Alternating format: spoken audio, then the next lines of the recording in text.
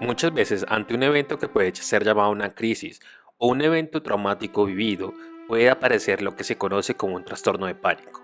Hoy, en nuestro podcast, hablaremos de qué son los trastornos de pánico. Bienvenidos. El trastorno de pánico se caracteriza por episodios de intensa ansiedad en los que se experimentan sensaciones internas como taquicardia, mareo, opresión en el pecho, ahogo o sensación de irrealidad, acompañadas de la convicción de que se está a punto de morir, de volverse loco o perder el control. A veces se complica con la agorafobia, que es el temor a situaciones en las que se cree que pueden aparecer las sensaciones temidas. El pánico con o sin agorafobia es un problema común que con frecuencia adquiere un carácter crónico discapacitante por no recibir el tratamiento adecuado. Es importante hablar de las diferentes clases o subtipos de nosologías que se encuentran frente al pánico. Para iniciar, hablaremos de qué son las crisis de pánico. Las crisis de pánico son episodios de ansiedad aguda con miedo o malestares internos, acompañados de alguno de los síntomas que suele aparecer bruscamente y alcanzar su máxima expresión en los primeros 10 minutos. Dentro de los síntomas mencionados se encuentran palpitaciones, elevación de la frecuencia cardíaca, sudor, temblor, sacudidas, sensación de ahogo o falta de aliento, sensación de atragamiento, opresión o malestar en el pecho, náuseas o molestias abdominales, mareo o sensaciones de desmayo, inestabilidad, hormigueo, sensación de entumecimiento, escalofríos o sofocaciones, percibir las cosas o percibirse de forma extraña, miedo a morir o volverse o perder el control. Las crisis de pánico aisladas son bastante frecuentes en la población general. En la mayoría de los casos, quienes experimentan no les dan importancias, las consideran como una especie de pesadilla y atribuyen que se han expuesto nerviosos por otras causas nada preocupantes. Pero en algunos casos, las personas experimentan una crisis, se quedan preocupados por ella y con temor de experimentar nuevas crisis o las sensaciones relacionadas con ellas. Si ese temor es lo suficientemente fuerte para crear emociones y conductas contraproducentes, se considera que la persona afectada padece de un trastorno de pánico. El trastorno de pánico. El trastorno de pánico se da en crisis de pánico repetidas, algunas de las cuales son inesperadas. Al menos una de ellas se ha experimentado durante un mes o más de alguno de los síntomas mencionados a continuación. Inquietud persistente por la posibilidad de tener más crisis. Preocupación por sus consecuencias, por ejemplo, sufrir un infarto, una trombosis, perder el control o sentir que se va a volver loco. Cambios significativos de comportamiento relacionados con la crisis. La crisis no se deben los efectos directos de una sustancia ni una enfermedad médica, ni pueden explicarse mejor por la presencia de otro trastorno mental. Un ejemplo, la fobia social. Si las crisis aparecen solo al exponerse a situaciones sociales temidas. En algunas ocasiones, el trastorno de pánico se ve complicado o con comorbilidad de la agorafobia. La agorafobia. La agorafobia consiste en la aparición de ansiedad o al encontrarse en lugares o situaciones donde escapar puede resultar difícil o embarazoso, en donde en el caso puede aparecer una crisis de pánico o las sensaciones internas temidas pueden no disponerse en la ayuda. Los temores agorafóbicos suelen relacionarse con ciertas situaciones como permanecer solo fuera de la casa, estar en aglomeraciones, hacer cola, viajar en un bus, un tren o un automóvil. Estas situaciones se evitan y se resisten a costa de un malestar de ansiedad significativos, o se hace indispensable la compañía de un conocido para soportarlas. ¿A qué se deben las sensaciones temidas en el pánico?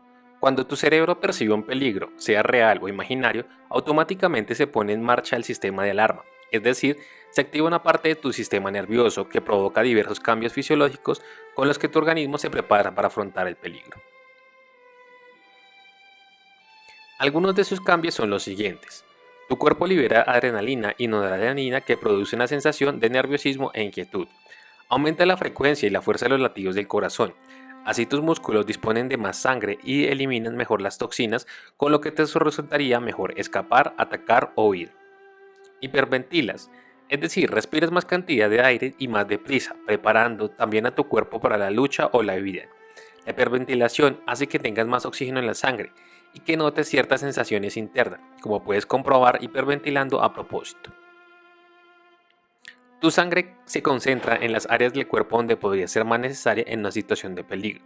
Por ejemplo, queda menos sangre en otras áreas y por ejemplo en las manos pudiendo dar lugar a un temblor, hormigado o etc.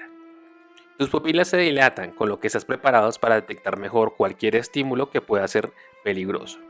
Esto puede hacer que percibas las cosas de una forma más extraña. Sientes miedos y tiendes a huir para ponerte a salvo. A continuación te hablaré de los círculos viciosos del pánico, conformado por 3 pasos. La crisis del pánico se produce al ponerse en marcha la reacción de alarma o sistema de alarma, que se considera el punto C, que es un mecanismo efectuado de reflejo de nuestro organismo que tiene una misión de ponernos a salvo, mediante la huida o la búsqueda de ayuda, etc. Cuando afrontamos una situación que pone en peligro nuestra supervivencia, tiende a activarse. Pero en la crisis de pánico, esta reacción de alarma se pone en marcha sin que exista un peligro real, por lo que también se les conoce como falsas alarmas. Estas falsas alarmas se producen porque evalúas como peligrosas ciertas sensaciones internas que en realidad no pueden afectar ni hacerte ningún daño, y que todos podemos experimentar en mayor o menor grado cuando estamos nerviosos.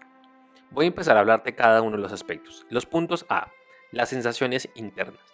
Las sensaciones internas que pueden dar lugar al pánico suelen ser algunas de las siguientes situaciones: palpitaciones, taquicardia, sudor, escalofríos, sofocaciones, temblores, sacudidas, sensación de ahogo, falta de aliento, atragamiento, opresión, malestar en el pecho, náuseas, molestias abdominales, mareo, inestabilidad, terrestrialización, que se entendía como la sensación de irrealidad, la despersonalización y todo lo que se entiende como las parestesias, sensación de entumecimiento o hormigueo. Punto B. Las interpretaciones catastróficas.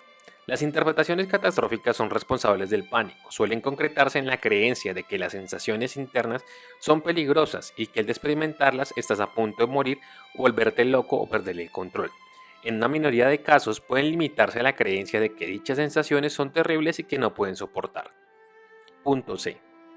Como hemos mencionado anteriormente, ante la sensación o ante la reacción de alarma o activación del programa de pánico es un mecanismo de reflejo del organismo, como la capacidad de succionar o respirar, cuya misión es ayudarnos a sobrevivir cuando afrontamos un peligro. La activación de este sistema produce las emociones, sensaciones y conductas típicas del pánico. Sin embargo, esta reacción puede producirse aunque no exista un peligro real. Basta con creernos que estamos en un peligro. ¿Cómo funciona el mecanismo del círculo vicioso en situaciones de crisis? Como te hemos mencionado anteriormente, estas sensaciones, como ejemplo las palpitaciones, piensas que significa que algo malo va a ocurrir, ejemplo un ataque cardíaco. Te pones más nervioso y por tanto aumenta tus sensaciones. Recordar que son sensaciones típicas de la ansiedad. Dicho de otra forma, al pensar que estás en peligro se pone en marcha tu sistema de alarma, que es el punto C, que en otras cosas conlleva a las sensaciones internas, el punto A. Ese aumento de sensaciones suele interpretarse como una prueba de que tu estado no es normal y que algo malo está pasando, el punto B, con lo cual aumenta tu ansiedad y las sensaciones derivadas de ello. Es decir, se activa con mayor fuerza tu sistema de alarma, el nivel C, y así se forma la espiral o círculo vicioso que desencadena el pánico. A continuación te voy a dar un ejemplo. Situación A, las palpitaciones debido a la ansiedad, el ejercicio físico, etc. Al aspecto B, la interpretación es de que esas palpitaciones son una señal de un ataque cardíaco. Y el aspecto C, que es la activación del sistema de alarma o programa de pánico. Es importante tener en cuenta que dentro de los trastornos de pánico suele ocurrir un sistema cognitivo. Podemos considerar que existen 2 tipos de explicaciones para los síntomas que se experimentan en el pánico. La primera, la interpretación que hace cualquier cosa antes del tratamiento que explica que la explicación es la catastrófica. Y la segunda, la explicación realista basada en la explicación científica, que es la que vamos a darte a continuación. Te voy a dar inicialmente situaciones de explicaciones catastróficas y luego la explicación realista frente a las situaciones de trastorno de pánico y cómo las puede percibir una persona. La explicación catastrófica. Las crisis de pánico son algo peligrosas, terribles e incontrolables. Lo que tú puedes llegar a hablar con un paciente puede ser: las crisis son una falsa alarma producido por un mecanismo mediante un círculo vicioso, no suponen ningún peligro y puedes aprender a controlarlas. Se dice que el paciente con pánico tiene un doble sistema de creencias, porque durante los episodios de ansiedad elevada, cuando se haya activado su sistema de alarma, el programa de pánico cree que sus interpretaciones catastróficas con mucho mayor fuerza. En cambio, cuando está más tranquilo, es decir, cuando su sistema de alarma pánico se haya desactivado, le resulta mucho más fácil creer las explicaciones no catastróficas como la del círculo vicioso. Para ser más consciente del grado en el que crees que cada una de esas explicaciones, pues a continuación decirle al paciente o explicarle por un cuadro lo que es la visión catastrófica de las visiones viciosas. ¿Cómo se mantiene el pánico? La atención a las sensaciones. Después de experimentar una crisis de pánico parecida a la que hemos hablado anteriormente, puedes quedar en un estado de temor a que se repita y por tanto estar más atento de lo normal a captar cualquier sensación interna similar a la que has experimentado. Esa focalización de la atención en tus sensaciones internas pueden aumentar la probabilidad que captes, igual que es más fácil que percibas los latidos de tu corazón o cualquier otra sensación interna si centras tu atención en ella. La atención a las sensaciones también facilita que se produzca una nueva crisis, ya que cuando captas la sensación de sensaciones temidas, tiendes a repetir la interpretación catastrófica y puedes reproducir el círculo vicioso que da una situación de crisis. Esto ocurre porque después de experimentar una o varias crisis de pánico, la mente ha grabado una asociación entre sensaciones y la evaluación catastrófica de las mismas. Cada vez que notas las sensaciones temidas con cierta intensidad, crees que estás ante un peligro inminente y tu creencia es que estás en peligro. Lógicamente se pone en marcha tu sistema de alarma y tu cuerpo y tu mente reaccionan como si estuvieses ante un peligro real. Las conductas dirigidas a evitar el supuesto peligro. Si crees que las sensaciones que experimentas en la crisis son peligrosas, dejarás que esta creencia dirija tu comportamiento. Por tanto, intentarás evitar sensaciones por cualquier medio de huir o escapar de ellas. Cuando aparezcan, puede ser acudiendo a urgencias, tomando medicamentos, rezando o huyéndote de la casa. Y quizás te quedes convencido que quizás si no hubieras sido por estos cuidados, te hubiera ocurrido un desastre similar. Pero en realidad no había ningún peligro. Todas estas conductas dirigidas a evitarlo solo tendrán como resultado el salvaguardar tus falsas interpretaciones catastróficas que son la raíz de todo el problema. Es decir, las conductas dirigidas a evitar el supuesto peligro te impiden comprobar que las sensaciones temidas no pueden producirte ningún daño. Además, en la medida que creas que las sensaciones temidas son peligrosas, puedes empezar a hacer actividades o evitar actividades o hasta situaciones en que piensas que puedes experimentarlas. Un ejemplo, hacer ejercicio, viajar, ir a grandes almacenes, etc. Pero cuanto más sean falsas dejes tus creencias catastróficas que gobiernan tu cuerpo, más fuertes se harán estas creencias y por lo tanto se hará más fuerte el problema. Las conductas dirigidas a evitar el supuesto peligro, es decir, las sensaciones, pueden ser de varios tipos. A. Evitar actividades que pueden provocar las sensaciones temidas. Ejemplo, ejercicio físico. B. Llevar a cabo conductas dirigidas, como ponerte a salvo una vez iniciados los síntomas, como sentarte para no caer cuando notas un mareo. C. Evitar situaciones en que temes sentir las sensaciones, ejemplo, grandes almacenes. Y D. Afrontar las situaciones temidas pero acompañándote de personas u objetos, ejemplo, una bolsa de agua, un bolso, un móvil, una educación que te ayuden a sentirse seguro. La ansiedad, el pánico y su papel para la supervivencia. La ansiedad es una reacción normal con la que estamos dotados por naturaleza para ponernos a salvo cuando afrontamos algún tipo de peligro. La crisis de pánico o estado de ansiedad aguda es una reacción automática y refleja, cuya misión es ayudarnos a sobrevivir y que se pone en marcha cuando percibimos un peligro grave e inminente. Para comprender mejor la ansiedad y el pánico puede sernos útiles analizar los tres niveles: el nivel fisiológico, cognitivo y el conductual. El componente fisiológico. La ansiedad incluye las sensaciones internas que podemos notar cuando estamos nerviosos: temblor, mareo, taquicardia, flojedad en las piernas, etc., que en las crisis de pánico alcanzan una intensidad mayor por el mecanismo del círculo vicioso. Las sensaciones temidas varían de una persona a otras.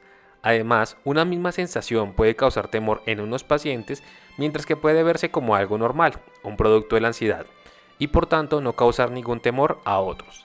Así, quienes temen sufrir un infarto suelen temer las sensaciones de taquicardia, palpitaciones, opresión y dolor en el pecho, etc.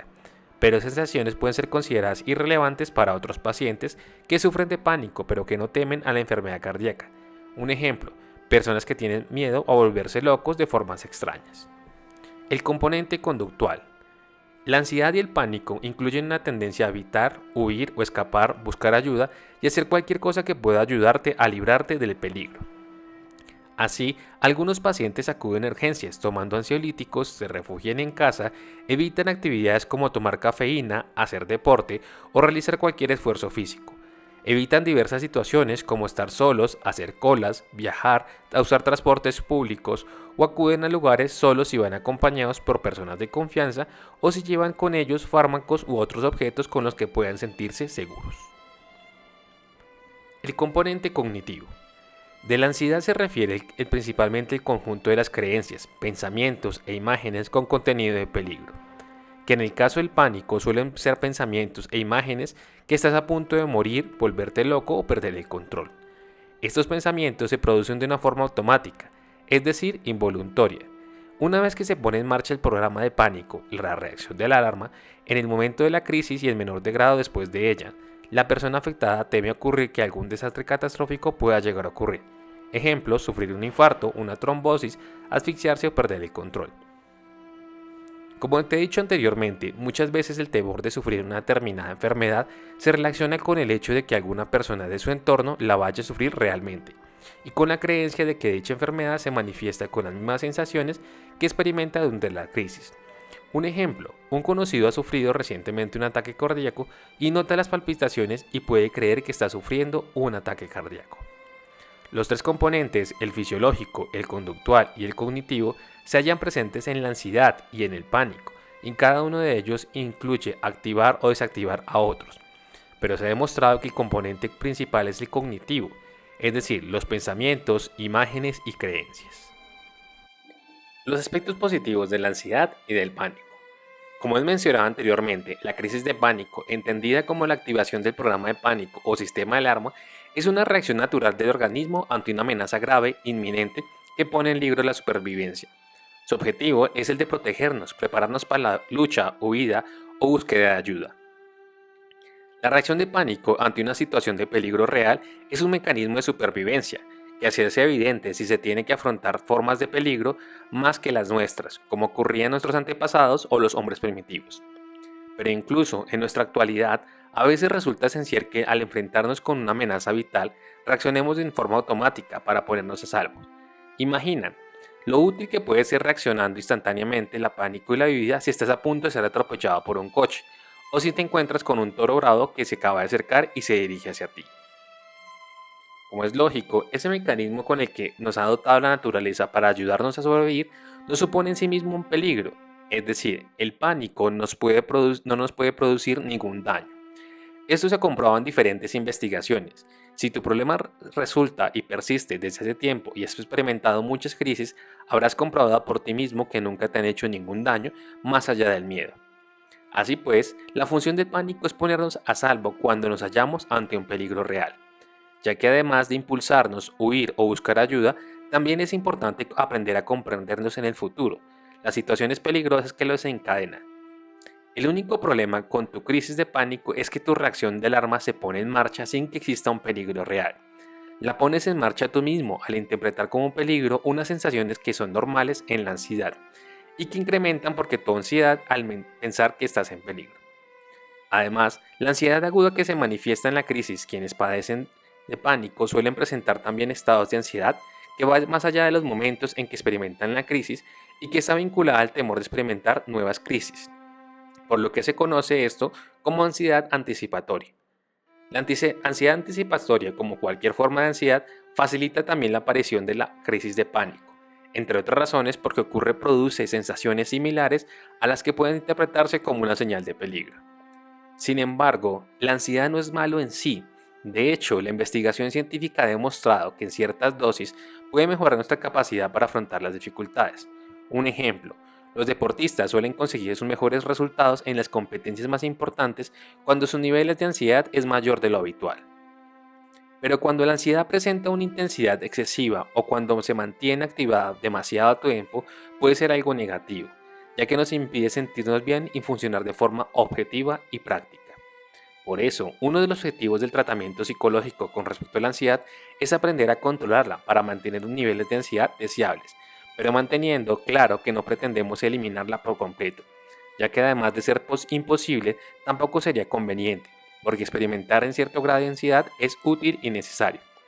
No obstante, la ansiedad anticipatoria, es decir, la ansiedad producida por el temor a que aparezcan nuevas crisis o experimentar sensaciones temidas, si es que desaparezca en el tratamiento. Por lo que se refiere a las crisis de pánico, el objetivo no será que pierdas tu capacidad de reaccionar con pánico. Si te encuentras algún día ante una situación realmente amenazadora, el objetivo es que dejes de hacer falsas evaluaciones para que no se active tu sistema de alarma pánico cuando no te hallas en situaciones reales. Hemos llegado al final de nuestro podcast. Te agradecemos que te hayas tomado todo el tiempo completo para escucharlo. No olvides dejar tus comentarios, son de vital importancia para seguir mejorando día a día nuestros contenidos. Recuerda seguirnos en nuestras redes sociales como son Facebook, Instagram, LinkedIn y Twitter, donde estaremos publicando diferentes contenidos para ti. Nos veremos en una próxima ocasión. Hasta pronto.